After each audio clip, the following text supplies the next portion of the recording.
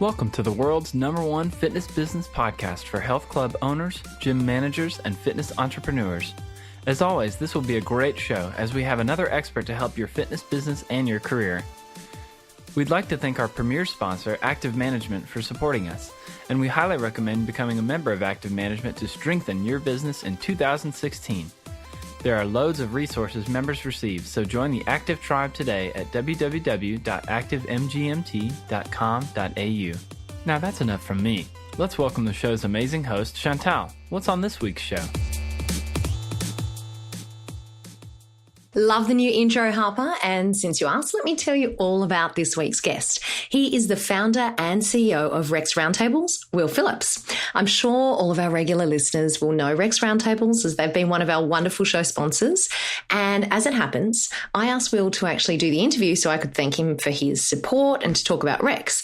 But those of you that know will also know that he is always an incredible source of information. And as it happens, we ended up chatting for ages about topics that were just so relevant and interesting that I decided to make it a full show. So let me give you a little bit of background on Will, because over the past 45 years, he's consulted with about 800 organizations in 34 industries. He's an avid reader of management and business books, magazines, specialized journals, and as you'll hear in today's interview, he's got a real knack for extracting significant information and observations and then translating them and applying them to the fitness industry. And during today's chat specifically, he updates us on his role within REX. We talked about the changes that have happened in the fitness industry over the last 12 months. He shares some new strategies that are being introduced into REX, and he also tells us about a heap of great business books that you guys need to check out. So stay tuned for that one. Now, as promised, at the end of the show, I'm going to be announcing our 2 lucky winners of our December Jan giveaway, which is for a copy of Michelle Seeger's book, No Sweat. So stay tuned to hear if you've won. And also coming up, we kick off our February prize giveaway, and I'll tell you more about that at the end of the show.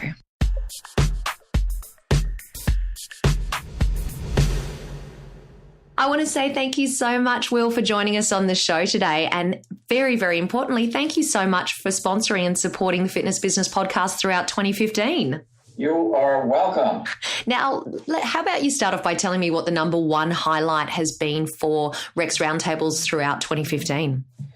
Well, I think the biggest one, and it's a nice one for any business, is very good, solid growth. We now have 8 strong roundtables in the United States. We have 3 in Europe. We have a good handful in Australia. And in the U.S., we have 2 new roundtable chairs who really earned their spurs this year. One is Mary Lodati, who has decades of industry experience, especially in sales. So the roundtables that she is chairing particularly enjoy her ability to help them drive their sales to a higher level. And the other new chair is Brent Darden, who many people know because he's the past president of URSA, also a longtime owner of a very elegant club in Dallas. And he's also been engaged for the last 5-10 years in consulting on customer service to companies outside the club industry, high-end travel like hotels and things of this sort. So that really gives us not only tremendous strength for some continued growth, but it also frees me up. So I am, and maybe this is a highlight for me, is that I am not chairing roundtables now. And this has all been passed on to our 3 other chairs in the U.S. And my focus is on developing content, resources, ideas, and the latest tools and methods for helping REX members improve their business and their life. Wow, that's a huge advantage to the members of REX Roundtables to have you doing that. That's really exciting. And also to have Brent involved, because our listeners will be very familiar with the name Brent Darden, because Brent was actually on show #2 of the Fitness Business Podcast. He was one of our very first guests on the show. So that's really exciting to hear that he's now chairing a roundtable as well. Now, Will, needless to say, being so close to the industry, what are some major changes that you've seen in the industry in the last 12 months? Well, it's always interesting to say what are the changes in the last 12 months, because some of the most important changes, what we would really call a long-term trend, have been building for a number of years. And they may have come to a crescendo in the last year a little bit. But the first one is that I think is ClassPass. And I hope your members have some idea of what ClassPass is. There was recently, unbelievably, a two-page article in Time magazine on ClassPass. And I think the article was triggered by the extraordinary fast growth. But more interestingly, I was sitting at Thanksgiving with my daughter, who lives in Manhattan. And she was talking with her husband about exercise, and she said, "Oh yeah, I go to Barry's, I go to Soul Cycle," and there was one other relatively niche boutique place that she goes, and she says, I vary it up, and I asked her if she was a member of ClassPass, and she said, maybe I should be, because this really adds up. And yeah. So a ClassPass is it has Uber-like qualities. And what I mean by that is that it addresses members' or exercisers' needs that regular health clubs have just simply not addressed. And I think one of the major needs it addresses is variety. Mm-hmm. That boredom in a health club is something that clubs try to deal with, but they don't do it as effectively as the person who says, I belong to 6 boutiques and I go to a different one every couple of days. And not only does that give you a great exercise routine by varying it, but it also gives you a variety that I think people really enjoy. So ClassPass is an amazing phenomena, and it's probably not the most profitable phenomena for a club, but it is a great lesson about why it's doing so well. Because any business that grows in a very short period of years to be located in many of the world's major cities and have significant venture capital seeking it out, that they are doing something that is ringing right on target, ringing the bell right on target for our market out there. And ClassPass is doing it. And we need to learn from them what it is. But I think it's kind of like what Uber did to the taxi business. It came out with just dramatically higher service by eliminating some of the hassles and adding extraordinary convenience, and not necessarily at a better or cheaper price.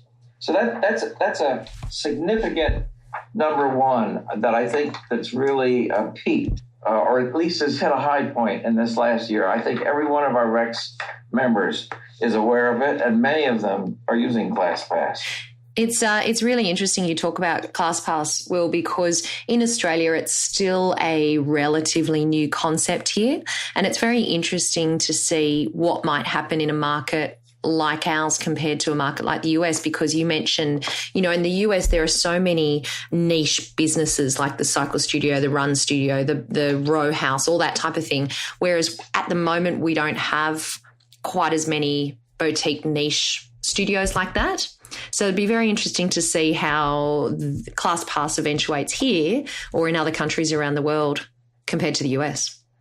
Well, let's try another change for the year. Yeah. And this is it's strong in the U.S., and I would say it is strong in at least in Northern Europe. Yeah. And that is the growth of the small niche or boutique studio. Yeah. It's dramatic, and they continue to really have a strong attraction with their uniqueness, their focus, and their service. And I think this year they're beginning to make significant cuts into regular membership in more traditional clubs. although still there are many people who will be a member of what we would call a more traditional club, and they also will go to a yoga studio or a cycling studio or a kind of a boot camp studio or something of this sort. And so they'll have 2 or 3 things that they're doing, but they're not going to the regular clubs much. And people are beginning to notice that. So many clubs have attempted to bring the niche inside their own club. And I'm not convinced that we've had great success at that, because no cycling studio seems to have the same draw as we get in a specialized cycling studio like Soul Cycle or Flywheel. And I'm not 100% sure about why we don't do it as well, but I think in part every club owner adapts it to their own club in some way, and in adapting it, they lose the juice. The example here for clubs that want to try to bring niche exercise activities into their club is the wonderful book called The New Rules of Retail, which talks about how the big retailers are doing this. And the biggest one is Bloomingdale's. In fact, one of the guys who wrote the book was a consultant to Bloomingdale's, so that when you walk into a Bloomingdale's store in New York City, you now see, I'm not even sure the number, 75 niche businesses, so that there'll be a Burberry store, a Fendi store, and a Coach store, and each one has their own unique facade. Each one has their own lighting. Each one has their own interior decor. So it's a much richer variety than you would typically see in a bunch of mall stores or in a large department store where everything is kind of the same way of lighting and merchandising and counters. And in many of these stores, apparently, the original company, like Coach, not only designs the store, but they staff it with their own people. And so that you get a very unique experience. And then you in Bloomingdale's, New York, there are 3 Burberrys. One is for men, one's for women, and one's for kids. And so each one has a different flavor. Wow. And this seems to be a powerful retail trend. And I think some clubs that I know of in Rex have tried to do this, but they haven't really clicked as well as you would like to see, because they still maintain their original club in its larger sense. So I remember one of our members put in a very expensive yoga studio, special flooring, amazing HVAC system, so they could heat up the air in 5 minutes, and then they could completely exchange the air in another 5 minutes, so that the last class, all the air from the last class has moved out, and now it's at a regular. So they did a lot. Beautiful studio. And then the owner said, I realized we really missed something, because people go in there, they get in the mood, they have a great yoga class, and they walk out, and what do they walk into? They walk into our club. Yeah, a youth standard gym, yeah. We got rock music blaring, we got people running all over the place, and that wonderful, calm inner mood that you built in yoga gets destroyed in 3 seconds. And so it's those kinds of insights that I think are critical to bring the niche into the more traditional club.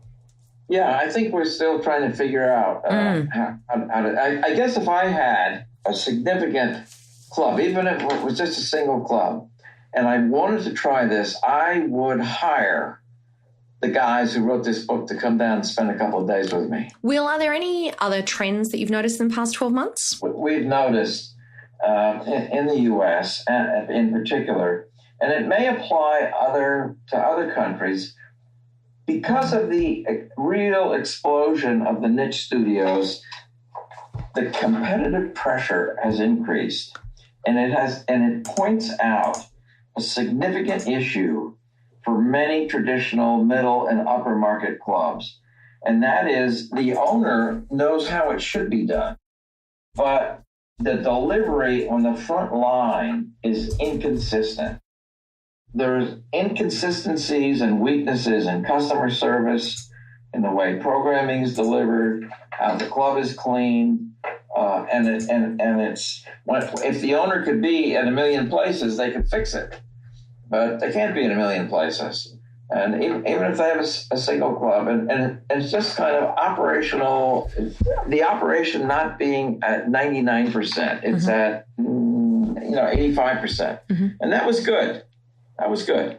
But now that competition is pushing, and now that we have social network commenting, so that if something is a little bit off, it spreads almost overnight, it puts a lot more pressure on clubs to up their own ante in their frontline delivery. And part of this means how you select your employees. Part of it means how you train and orient your employees and retrain them on a regular basis.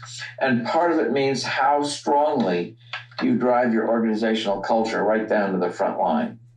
And there's more and more information now about how a leader is able to get things happening on the front line in very new and different ways. And enough of that. There's two resources that are three now that I think are relevant to people that we can help people with. One is learning how to write a strategic job description, which is very different than a traditional one. The second one is a new book out of MIT called The Good Job Strategy, which talks about the tremendous benefits on the bottom line of paying your frontline employees way above minimum wage. And in our industry, like most, where labor is important, most clubs try to keep their labor costs down. And the gal who's done the research there has got hard numbers on how investing more in your employees, as opposed to seeing them as a cost center, produces higher profits. And then the last one is an amazing book called The Surprising Power of Liberating Structures.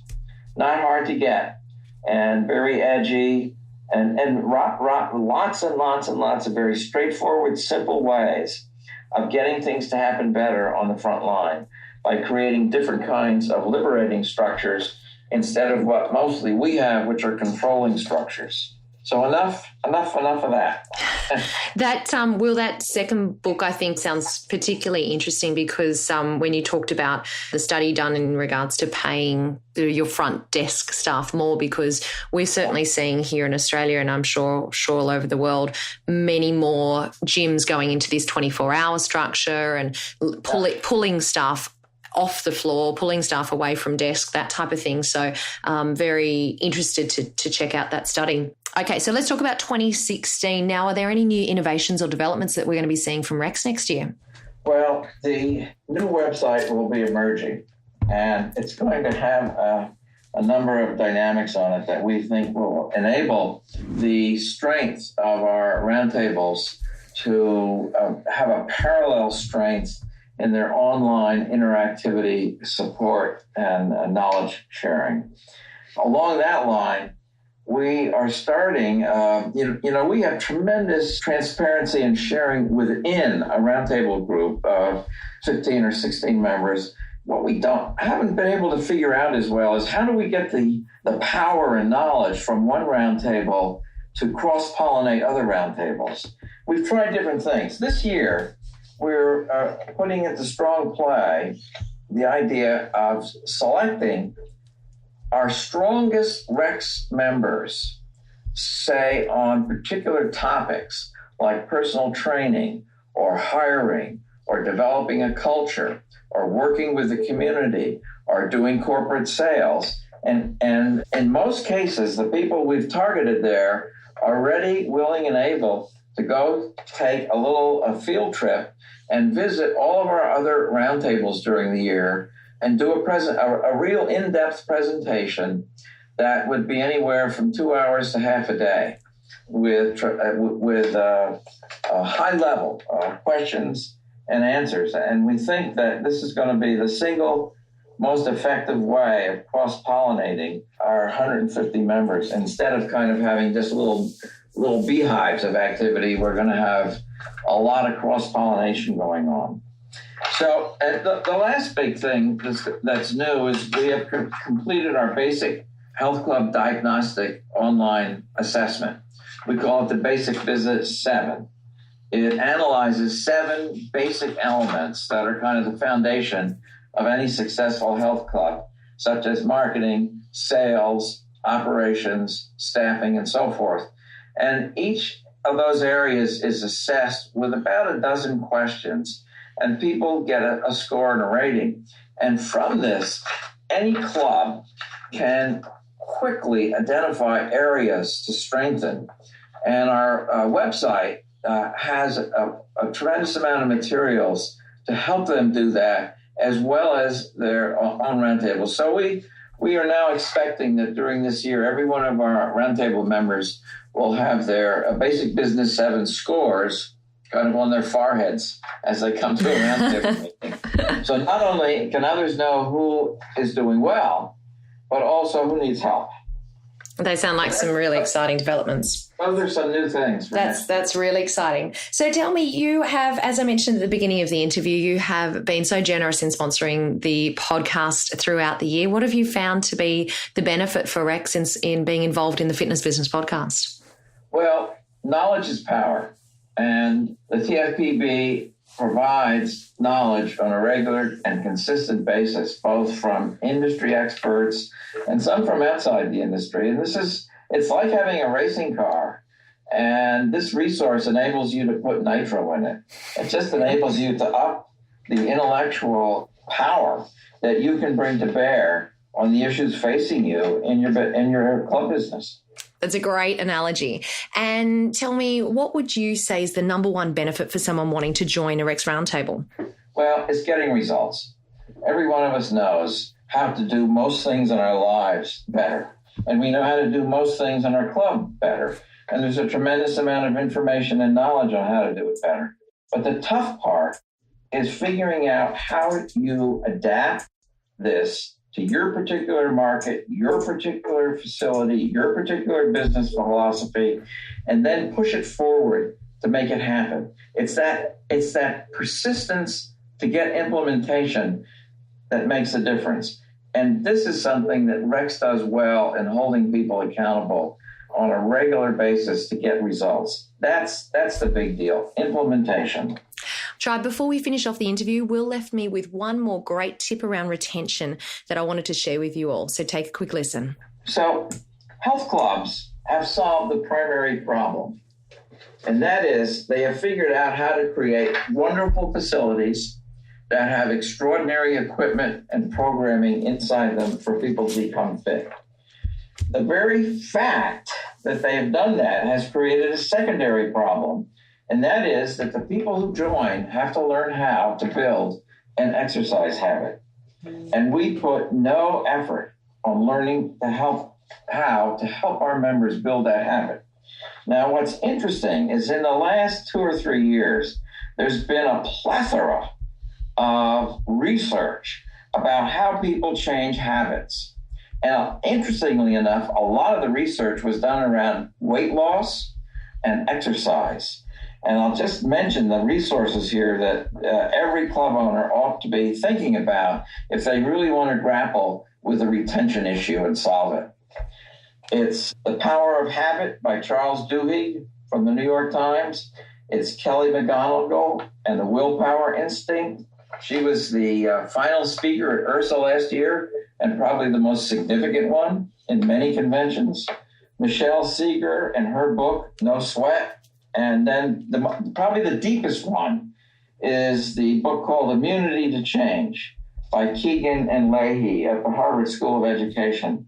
And then, of course, the original guy who wrote about this, I can't spell his last name, Michael Kilachek, who wrote the Intrinsic Exerciser. So there's just 5 books off the top of my head that talk about how you help people change habits.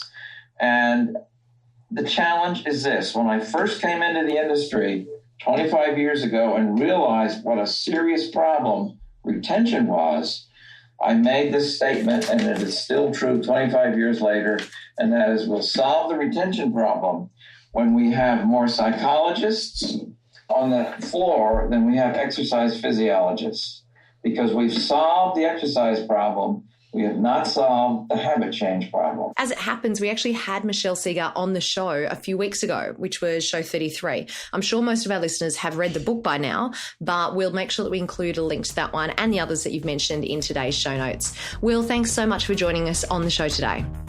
The Fitness Business Podcast is very appreciative of our podcast partners. Here's a quick word from one of our partners. REX Roundtables is a powerful forum in Europe, the US, and Australia for club owners and personal training business owners. In Australia, Justin Tamsett from Active Management runs the REX Roundtables under the brand Industry Leaders Roundtable. In the show notes for today's episode, you'll find a YouTube link for you to watch and hear more about the roundtables. This 90-second video is a great explanation, so don't forget to check it out in today's show notes.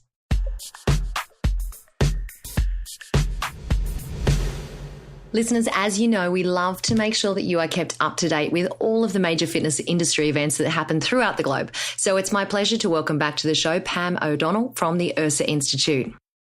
Okay, Pam, thanks so much for joining us once again on the Fitness Business Podcast. Now, do you want to tell us about the URSA convention? Sure. The URSA convention is going to be in Orlando, Florida for the first time this coming March 21st through the 24th. And there's really a lot of excitement about the new location from attendees all over the world. It's really a fun and exciting event to learn and network. And knowing that everyone learns differently, we have a lot of different formats to choose from throughout the 4 days. There'll be 20-minute fast break sessions to start the day, high-energy keynotes, roundtables, panel discussions, tutorials, and exercise classes. And then for the last couple of years, we've added a new feature, which is Ignite. And in those sessions, a variety of speakers each have 5 minutes and 20 slides to present about an idea or a concept they're really passionate about. So it's a really fun and different way to get a lot of new ideas. There's also a lot of opportunities for networking, whether it's the Women's Leadership Summit, the Making Connections orientation, Planet URSA for the international attendees, and any number of receptions and events during the week. For people who've been in the industry for a long time, it's a chance to see old friends and get re-energized. And for those who are newer to the industry, it's really inspiring and where people get a real idea of what's happening on with the industry as a whole. And really the trade show brings that home. I've been doing this for years now, and I'm always blown away by the trade show. So you picture 6 football fields, 8 if you're talking American football, and they're filled with all kinds of gadgets, equipment, supplies, and services, and their classes on the floor, so the energy is really contagious. Pam, I love the sound of that Ignite session that you mentioned. That sounds fantastic.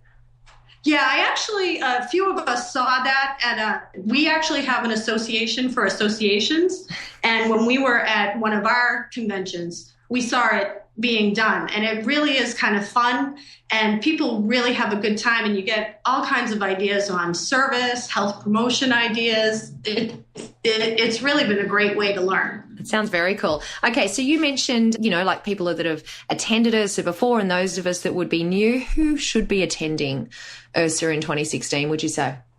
Sure. Anyone who's involved in the fitness industry, whether it's owners, managers, department heads, or even frontline club staff. Of course, there's the industry suppliers and distributors, but it's really anyone who's looking to be involved or learn more about the fitness industry.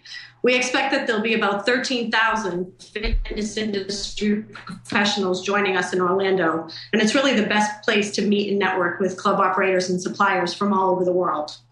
So you mentioned the word learn in there. What will attendees learn at URSA in 2016? Sure. This is really the place to learn industry best practices. There'll be different tracks on everything from customer service and retention to sales and marketing to technology and social media. There are also tracks on fitness and personal training, programming, health promotion and wellness, and research and industry trends. And of course, there are sessions on management and operations and a full agenda geared towards industry leaders. With 9 tracks in total, it's like having 9 conferences, each focused on different critical aspects of running a fitness business, all rolled into one event. And the keynotes and many of the concurrent sessions will be translated into Chinese, Japanese, Russian, and Spanish. And really, you can't forget about the trade show as a learning experience. You'll find out about the latest technology and products, witness the latest trends firsthand, and have the opportunity for in-depth conversation with suppliers. And really, the suppliers are a great resource for information. They're out in the field all year long, and they're seeing all kinds of different clubs. And so they really have a lot of good insight and ideas to share with the attendees. Now, I know one of the great things about the conference is, of course, the presenters. So do you want to give us an idea of who's actually presenting on the agenda next year? Absolutely. We're really excited about the agenda we've put together. And really, IHRSA's always been known for finding keynotes that are on the cutting edge. They may or may not have been household names, but they always deliver thought-provoking concepts and ideas. This year will be no different with the keynotes. We have Jay Baer on smart marketing, Greg McEwen on leadership essentials, Randy Zuckerberg on trends affecting your business, and Neri Yao on creating habit-forming products. And then we have a lot of speakers people know and love, like Rick Caro, Deborah Sienna, Alan Leach, and Justin Tamzett.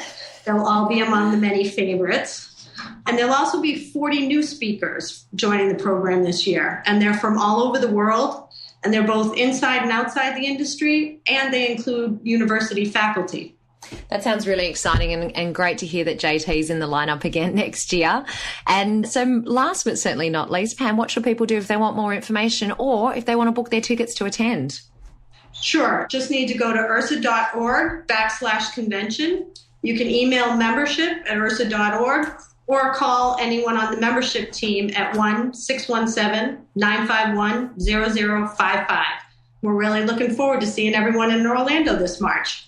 Very, very exciting. And needless to say, we will definitely putting the links to all of those details as booking information in today's show notes. So Pam, thank you so much for joining us and telling us all about IHRSA 2016.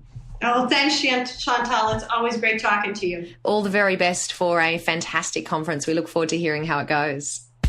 It's time for the Fitness Business Podcast Wrap.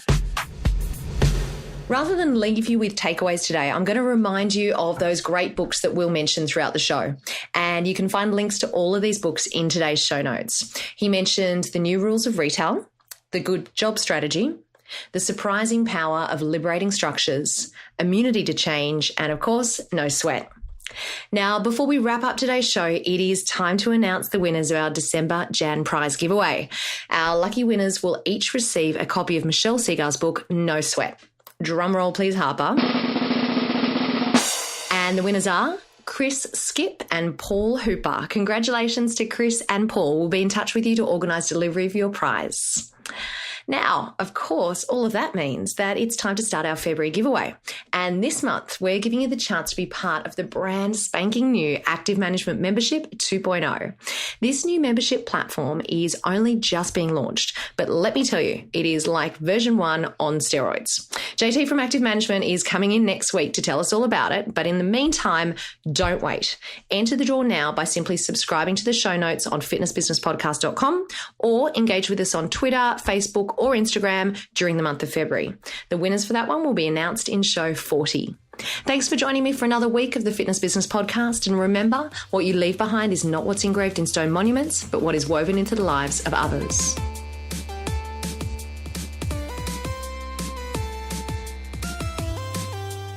Great show this week that you should be suffering DOMs, delayed onset mind soreness, as you are overloaded and that's when your mind is strengthened.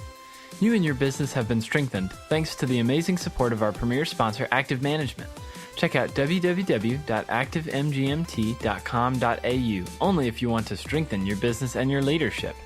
Don't forget all today's links and notes are found at www.fitnessbusinesspodcast.com, where you can also subscribe and never miss a show and maybe win a prize. Next week is another incredible guest with Chantal, so get ready for more Fit Bizpiration.